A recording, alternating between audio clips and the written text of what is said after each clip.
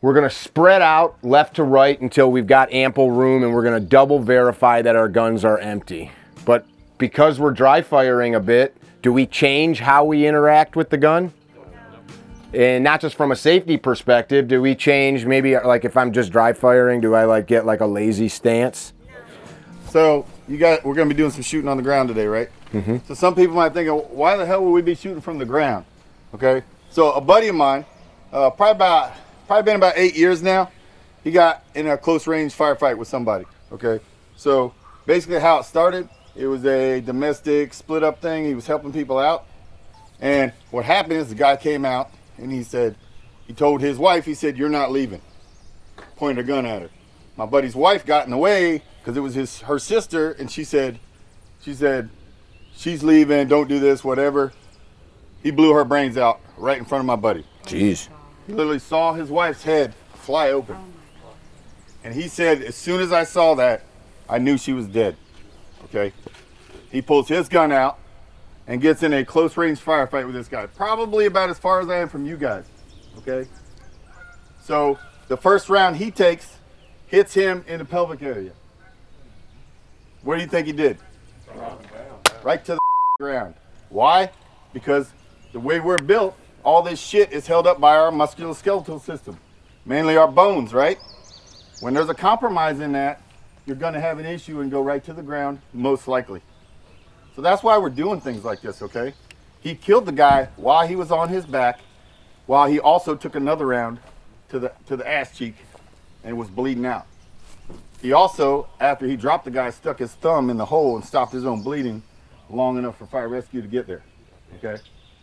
So I'll tell you that because I like to get your attention to give you some relevance to this. Could it happen to you? Slight chance. Hope it never does, but it happens. So don't think you're going to be standing there in the movies and just standing the whole time shooting. You take a round, you could very well go to the ground. Depends where it hits you, okay? So just keep that in mind as you're shooting from the ground. Shit like that happens in the real world as well, all right? And he won and killed the guy, by the way. Pretty heavy. Couple of key concepts about safety on the range here. So rules of firearm safety. Don't point a gun at anything you don't want to shoot, kill, destroy, right? There's a lot of ways to phrase that. What else? Keep your finger off the trigger till you're ready to shoot. What'd you say? Keep your finger off the trigger till you're ready to shoot. All right, keep your finger off the trigger till you're ready to shoot. In some dogmas, it's keep it unloaded till you're ready to shoot because we carry them. How about, I like to say keep it unloaded when it's out of your care and custody. So if that gun's not in my immediate care, unload it. That kids get shot every day in America. Jeff's going to talk a little bit about some home protection and firearm storage stuff with us this weekend, and you'll hear more about that. What else? You know what's beyond your target? Yep, we just said that. What else? Be sure of your target and its backstop. So what goes beyond it? If I have to shoot Adam or somebody where Adam's at, and I put a bunch of rounds into Alex, I stopped the bad guy, but I killed my friend. No bueno. I might have to reposition myself so that as my rounds go through, they don't hit the school bus or the building or whatever. As you guys are on the ground and you're looking at these targets, imagine at the angle that you're at, where are those rounds going to go? If you miss or if they pass through. Here we've got a mile to the road. It's safe, especially with handgun rounds. But we can't just assume we don't always have a mile of forest, right? You have to be cognizant of that, which means you may have to get on your ass. You may have to, if this guy's in front of me, what might I have to do to shoot him? And my friends are behind him. If I move or if I get low, right? Understand? So just like Zee was showing you this morning, we're first going to clear our guns out. We're going to double check, look away. We're going to look back. Once I'm off the line, we're going to verify that these guns are empty. We're going to go back to the holster. We're going to be in the holster. We're going to run this dry just like we did this morning. We're on our butt.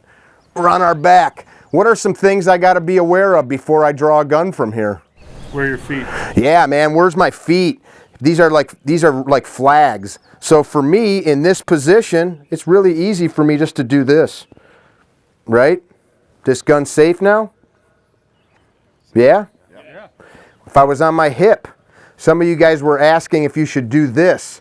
The problem I have with this is we are not by ourselves. Look at where you guys are at. There's instructors all around you. So myopic, we can't get myopic and just be concerned about us. Do you think if you were, that story that Dan just told us, you think if you were at home and there was some gunfight like that, or at the mall, you're with your family, might they be coming by dad or mom? Again, I shot the bad guy, but I blew my kid's face off because all I cared about was what was going on. That's where the threat is. Point your muzzle towards the bad guy, right? That's pretty easy. I could be right here too, couldn't I? Yes? Going back into the holster. I'm definitely not holstering quickly on the ground. I mean, look at this. Whoo! We'll do this with no gun first. So, remember Zee's program this morning to get to your butt? 1. So now your support hand goes to the ground, right? Can you guys now pick that knee up and slide that back through just like we did? So now you're on your ass, right? All right, on your back. So how do you get back up from here? Support hand to the earth. Put your support hand to the earth. Sit up. Just like we did this morning, you're going to pick yourself up so your ass comes off the ground. You got the opposite foot as your hand is on the ground, right? So if your left hand's on the ground, your right foot's on the ground. Pick your ass up and slide your leg through. Now can we control that muzzle? Yeah? Fight to your feet. Get up. When you can form a two-handed grip, do so. Now if you can force yourself to land in a good fighting position, that would be good, right? Get back on your ass.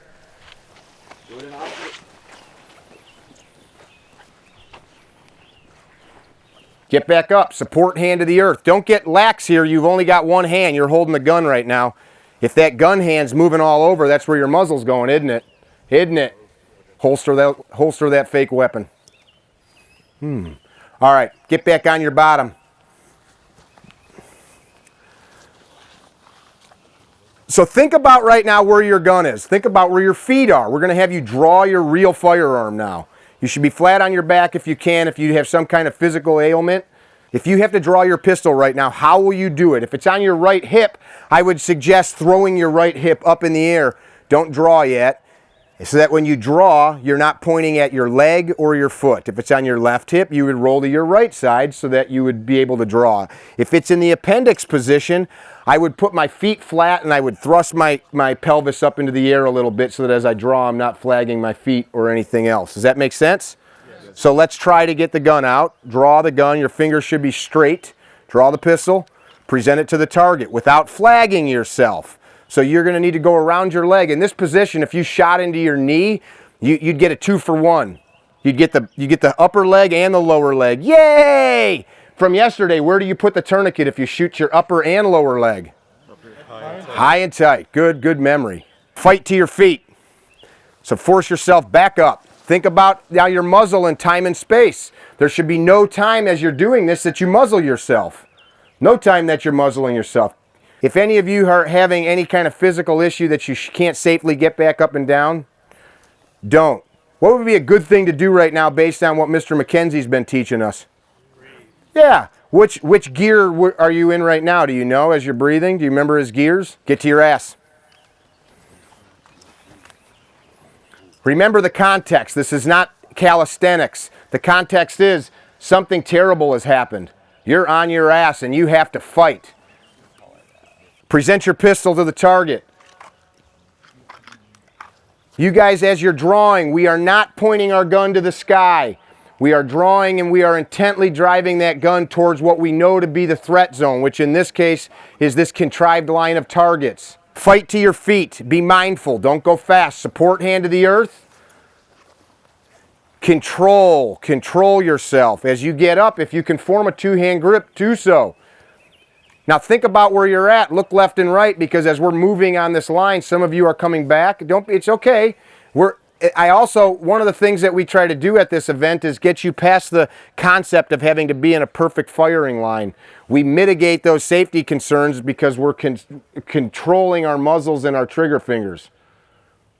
You know, if I had to walk in front of Greg right now, oh, look at that, he can handle it. If I had to walk in front of you, oh, all right, you're going to go that way. And you, okay, see, so we can control these things, right? Holster back up. Oh, there it is. Once you're holstered, get on your ass. This time we're gonna go through the whole thing. I'll just give you a whistle. You draw, get a sight picture. Imagine that you fired a few times, and when you are safe and comfortable to do so, get back up. And we're looking to see if anybody's flagging themselves. On the whistle, you're gonna draw, you're gonna get a couple of imaginary hits, and then you're gonna fight to your feet. And then you're gonna do what? You're gonna probably start to control your breath. You're gonna tell yourself that I'm scanning and looking to see if I need to shoot again. And you may want to start to think to yourself, am I hurt? Is anybody I'm with hurt? Is he down? Is she down? Girls do bad things too. Right now you're down. Seated it'd be when you're up on your butt, right? Kneeling is kneeling, standing, standing. So on the whistle you're gonna draw, couple imaginary hits, and then fight to your feet. So Doc, you got it? We're going to do this live in just a minute. So these reps that you're putting in good reps. Good reps. On your back. On your back. If you're having some issues where you're being weird with the muzzle, just draw slowly and think about, okay, it comes out. How do I get this around my body without pointing it at myself? Don't need to go quick.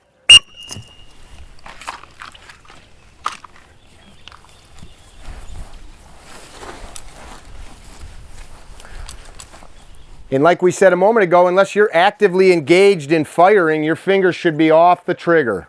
Off the trigger, right? If we're drawing and we're dry firing and we're presenting a pistol and you have a safety on it, what should you do to that safety when you're presenting it to the target? Yeah, click it off, right? What should that safety be doing when you go back? And really, that shouldn't happen here. That happens when you decide to take your finger off the trigger and you're done firing. So that happens out here. Yep. If you don't ingrain it now, it's not going to happen later. All right, so you guys behind, you're not there to coach them or anything. I just want you to watch and see if you see anything unsafe. We'll have them do it a few times and then you can talk. Get to your bottom.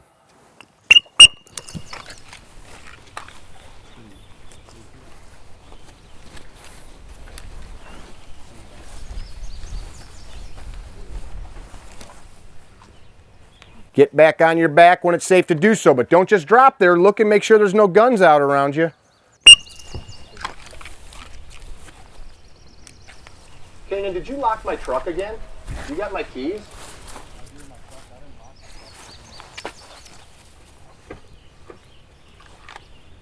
Bold movements. What's wrong with big, bold movements with the gun, right?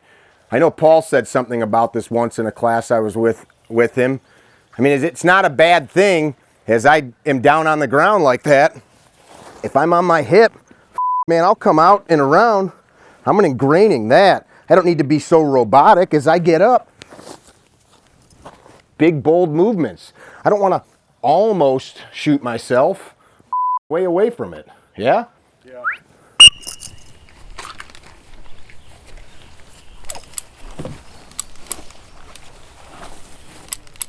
How's that look? You guys, did you guys behind them see anything? Did anybody have any kind of a hesitation or nervous about doing this? No? No. All right, so we're gonna use target 5, the zone 5 on the targets because it's low. Okay, so we're not skipping our rounds through the trees. We're at 7 yards. That's not far at all. We're going to just apply 2 rounds. Our finger's going to go straight. We'll walk you through it. So we're going to walk you through each step. We'll say get on your bottom. We'll say present your pistol, fire your 2 rounds because we want you to feel, if you've not fired from that position, what it feels like. We're not just going to make you run through this. We're going to say finger straight, and then we're going to say, okay, support hand off the gun. And then you're going to do that stand-in base that we've worked on. Yes? Yes. And then when you get up, reform your grip, and we'll say fire 2 more. Finger straight, recover to the holster. Okay? Eyes and ears? So only a shot from down and from standing? Two down, 2 up. I'll just walk you through it just like we will them. All right, so nothing in between. Yes, sir. My target, I cannot shoot this bullshit. It's moving.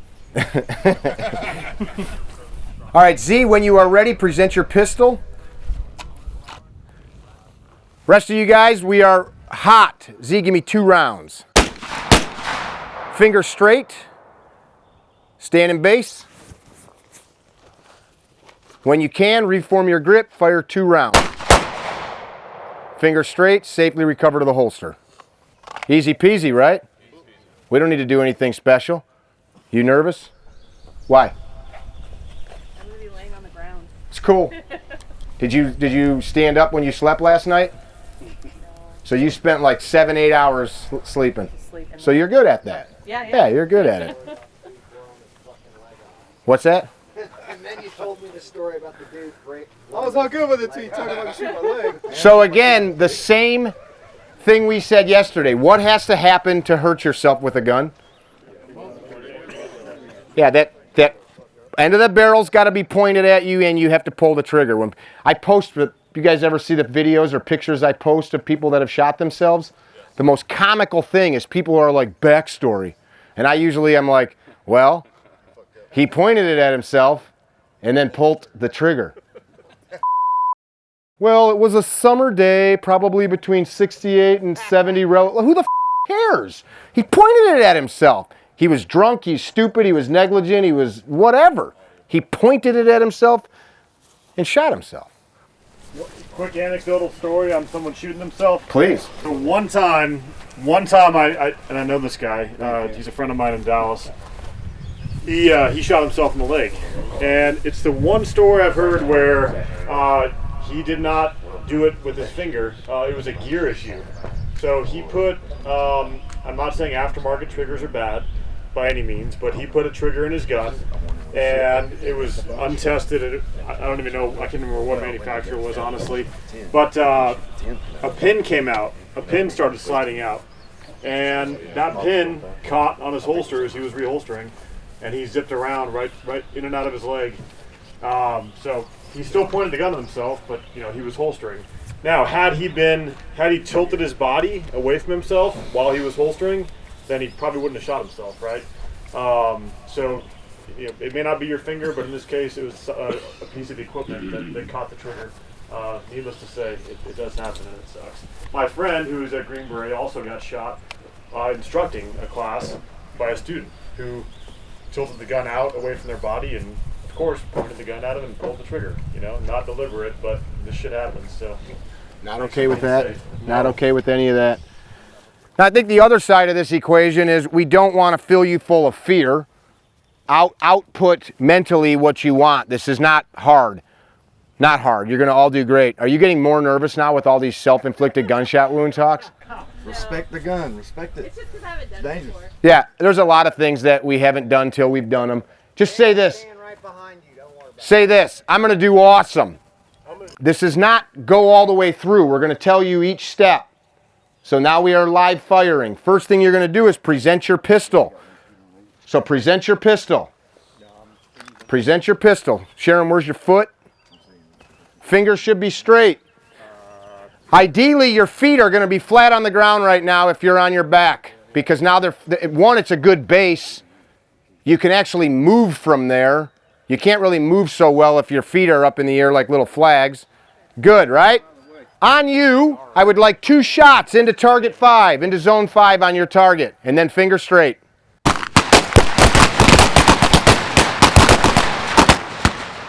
Support hand to the earth behind you. Press yourself up, minding the muzzle. Now you are having to multitask. If this is a new movement, you don't have an ingrained process. Get up to your feet. Now, if you're thinking about this, you're going to want to land in that good fighting stance. Form a 2-handed grip. You've got that awesome rolled forward, tight pinky finger business that Paul taught you yesterday. Press 2 shots into the 5.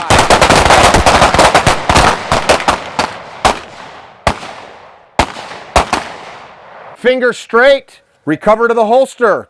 What might you be doing right now?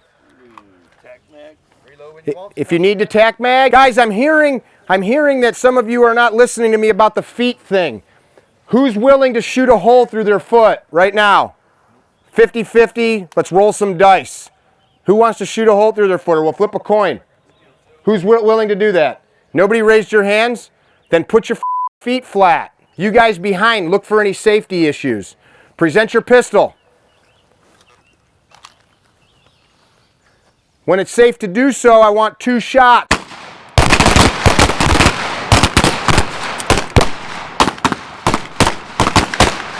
Finger straight. Support hand comes behind you.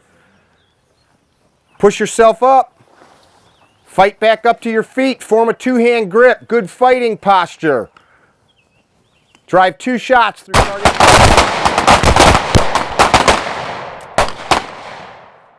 Breathe, breathe, breathe. Did I hit? Did it work? Do I need to shoot again? Am I hurt? Is anybody else hurt? Finger straight. Recover to the holster. Tell yourself it's safe to holster. Look it in. Don't go into autopilot. There is no complacency with these tools. Get on your ass. We're going to go 4 hits. 4 hits from each position. 4 hits from each position. Present your pistol to the berm. Now's when you should start that breathing process. Keep everything controlled. Give me 4 hits.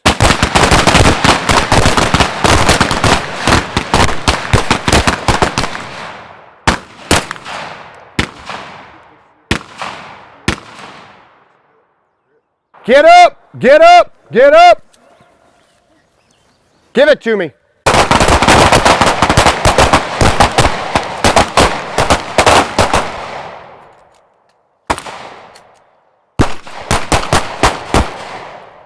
Back mag if you need to. Mike, let me see that grip. Mount that gun. Yeah, that's better. You had it falling down again. Relax, relax, like that. All right, when you are holstered, look left and right when it's safe to do so. Scoop a mag if you dropped it. Did anybody miss the 5? Hey, real quick to add to that, and we're going to continue to do we're going to get all the way to movement. Moving your feet, walking at the same time while you're implementing these marksmanship fundamentals, right? And the fundamentals of range work, right? So some of you guys are thinking about context. Don't worry about context right now. So when in doubt, ask any questions offline to any of the instructors that might have an answer for that, right? The context of any of this shit, and we can get into that. But what we're doing out here on the range is we're making you do multiple things and still apply those marksmanship fundamentals, right? Now, do you think, without getting too specific with context, but do you think a fight in general would involve a lot of movement and you to execute things subconsciously, whatever you're using to defeat the opposition, whether it be a double-sided dildo like Mick uses against opposition, or stay down, a gun or a knife or your fist or your body grappling, right? So this is abstract, meaning we're just doing a lot of things. So even if you never thought you were going to be on the ground or find yourself in a situation where you're knocked down, whatever, I don't care what your objective is, you will get more comfortable with the gun, moving it around in unfamiliar places like this. Do you think it's important to be comfortable with the gun and have a good safety default systems while moving around and things being thrown at you that are unfamiliar? Do you think that applies to fighting in general? That's why we do it. So don't get too deep into it. We just want you to be comfortable with that gun. And some of you are more scared than others because it's the unknown. Fear is the unknown. That's fine. We're facing that shit. We're going to get you comfortable with the gun. Go slow as you have to, right? Stay safe. Everybody's hitting real well, right? Somebody asked me one time about shooting so low. A real man wouldn't stand that low. Well, we're just doing the mechanics right now. We're getting the process down, right? We can adapt easily to wherever the person's standing. All right, I'll point at that. Did somebody say that here? No, somebody just, people do say that. He was thinking it in his head. Dick shots. I'll shoot him right in that dick, man. The breathing's just an add-on to this, but this is why we do it in the morning. It's like when you've got the opportunity, when we're doing something new like this, where you're not in between firing and thinking about something, take a breath, control it. The moment you control it, the moment you've got a hold of your nervous system. That nervous system is what is making you nervous. Pun intended. You take a deep breath regardless of, or will bring control to the situation. Use that. Ingrain that habit. When you get the opportunity, take the opportunity to calm it down so that you're more aware. The visual system works the same way too, which is funny about the text message is if you're text messaging when you're driving, you have no peripheral vision. Why? Because your visual system is looking here and it has no way of being outward. Nobody freaks out looking at a sunset for a very good reason. It's, oh, I've got peripheral vision, I can see more, right? So I'm not so myopic. So consider that as well. Not getting too highly focused on the right in front of you versus out in front. Take a breath, then move forward. Make sense? Yes. As we talk more about things like tachypsychia and auditory exclusion and tunnel vision, we'll talk more about how to stop tunnel vision and open back up. That's a choice.